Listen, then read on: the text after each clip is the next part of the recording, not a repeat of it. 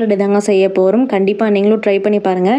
இன்றைக்கி நம்ம ரவா லட்டு எப்படி நல்லா சாஃப்டாக நல்லா ஸ்வீட்டாக செய்யலான்னு பார்க்கலாங்க. அதுக்கு முன்னாடி இது வரைக்கும் நம்ம சேனலை சப்ஸ்கிரைப் பண்ணாமல் இருந்தீங்கன்னா கீழே இருக்கிற ரெட் கலர் சப்ஸ்கிரைப் பட்டனையும் கிளிக் பண்ணிவிட்டு மறக்காமல் பக்கத்தில் இருக்கிற பெல் சிம்பிளை கிளிக் பண்ணிக்கோங்க. அப்போ தான் நாங்கள் போடுற புதிய வீடியோக்கள் உங்களுக்கு உடனே நோட்டிஃபிகேஷனாக வந்து சேரும். இன்றைக்கி நம்ம ரவா லட்டு எப்படி செய்யலான்னு பார்க்கலாம். அதுக்கு தேவையான பொருட்கள் என்னென்னு பார்த்துடலாங்க.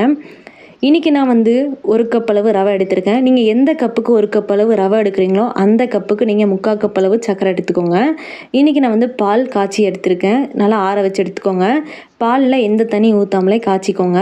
இன்றைக்கி நான் வந்து ஒரு 10 முந்திரி பருப்பு எடுத்திருக்கேன். குட்டி குட்டியாக கட் பண்ணி வச்சுருக்கேங்க. இன்றைக்கி நான் வந்து வறுக்காத ரவை தான் எடுத்திருக்கேன். இப்போ நம்ம ரவை எப்படி வறுக்கிறதுன்னு பார்த்துடலாம். இப்போது நம்ம பேனில் ஒரு 2 டேபிள் ஸ்பூன் அளவு நெய் சேர்த்துக்கலாம். நெய் நல்லா காஞ்சதுக்கப்புறம் நம்ம எடுத்து வச்சுருக்கிற முந்திரி பருப்பு இதோடு சேர்த்துட்டு நல்லா வறுத்து எடுத்துக்கலாங்க.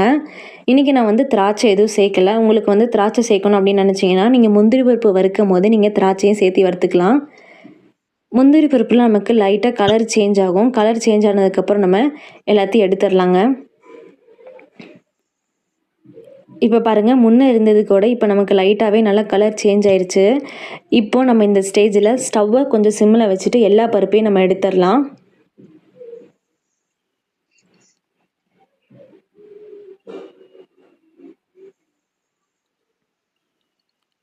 இந்த மாதிரி எல்லா முந்திரி பருப்பையும் ஒரு பிளேட்டுக்கு ட்ரான்ஸ்ஃபர் பண்ணிடலாங்க. இப்போ நம்ம எடுத்து வச்சுருக்கிற ரவை இதோட சேர்த்துட்டு நம்ம வறுத்துக்கலாம். அதே பேனில் அதே நெய்யில் நம்ம ரவையை வறுத்துடலாங்க.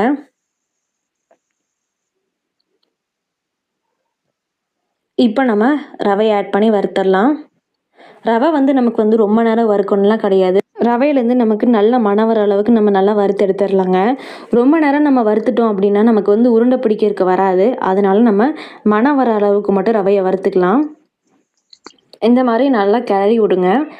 இப்போ நம்ம இதில் ஒரு 2 டேபிள் ஸ்பூன் அளவு நெய் சேர்த்துக்கலாங்க.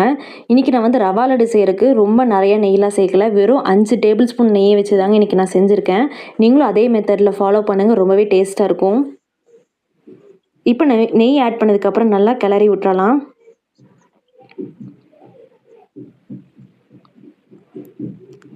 இப்போ பாருங்கள், நமக்கு நல்லாவே ரவால நல்லா வறுந்துருச்சு. இப்போ நம்ம இந்த ஸ்டேஜில் ஸ்டவ் ஆஃப் பண்ணிடலாங்க.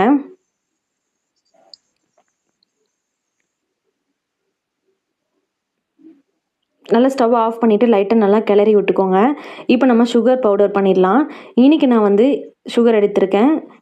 இப்போ உங்களுக்கு வந்து இதில் ஏலக்காய் சேர்க்கணும்னு நினச்சிங்கன்னா நீங்கள் சுகரை பவுடர் பண்ணும்போது நீங்கள் ஏலக்காய் சேர்த்து பவுடர் பண்ணிக்கலாம். இன்றைக்கி நான் வந்து ஏலக்காய் ஸ்கிப் பண்ணிட்டேன். உங்களுக்கு ஏலக்காய் சேர்க்கணும் சேர்த்துக்கோங்க. இப்போ நம்ம சுகரையும் நல்லா பவுடர் பண்ணிட்டு வந்துடலாம். இந்த மாதிரி நல்லா பவுடர் பண்ணிக்கோங்க. இப்போ நம்ம வறுத்து வச்சிருந்த ரவையை நம்ம நல்லா ஒரு அகலமான பாத்திரத்துக்கு ட்ரான்ஸ்ஃபர் பண்ணிடலாம். அப்போ நம்ம ரவையும் போட்டுட்டு நம்ம சர்க்கரை போட்டு நல்லா பிசையிருக்கும். நல்லா ஈஸியாக இருக்குங்க. அதனால தான் நம்ம வந்து அகலமான பாத்திரத்தில் எடுத்துக்கலாம். இந்த மாதிரி நம்ம எல்லா பவுடரையும் சேர்த்துட்டு சர்க்கரை பவுடர்லாம் சேர்த்துட்டு நல்லா மிக்ஸ் பண்ணிக்கலாங்க. கூடவே மிக்ஸ் பண்ணுறதுக்கு முன்னாடி நம்ம வறுத்து வச்சுருக்கிற முந்திரி பருப்பு இதோட சேர்த்துட்டு நல்லா மிக்ஸ் பண்ணிடலாம். இந்த மாதிரி நல்லா மிக்ஸ் பண்ணிக்கோங்க.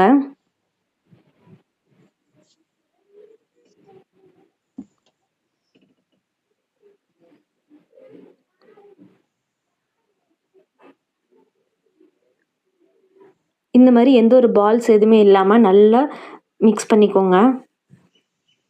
பாருங்கள், நமக்கு அங்கங்கே வந்து சுகர் வந்து ரவுண்டாக நிற்கிது.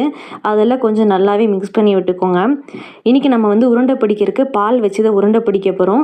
பால் வந்து நம்ம எல்லாத்தையும் ஊற்றிடக்கூடாது. கொஞ்சம் கொஞ்சமாக தெளித்து நம்ம உருண்டை பிடிச்சிக்கலாங்க. இன்றைக்கி நான் வந்து குட்டி குட்டியாக தாங்க உருண்டை பிடிச்சிருக்கேன். உங்களுக்கு வேணுங்கிற சைஸில் நீங்கள் உருண்டை பிடிச்சிக்கோங்க. இதே மாதிரி எல்லா ரவையும் நீங்கள் பண்ணி எடுத்துக்கோங்க.